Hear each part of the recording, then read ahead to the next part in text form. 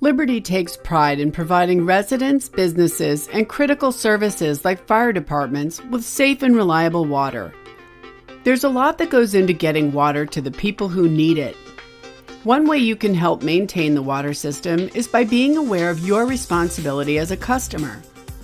Property owners are responsible for maintaining the water service line running between the home or building exterior and the water meter.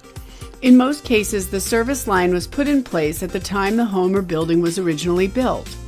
Depending on the age of your home, your service line may have gone through years or even decades of seasonal changes, root invasions, or increasing blockages. Any of these may cause problems with your service and usually occur with little to no advance notice. If you do experience a problem, contact a qualified plumber to help. For conservation tips or general information about your water, visit libertyenergyandwater.com.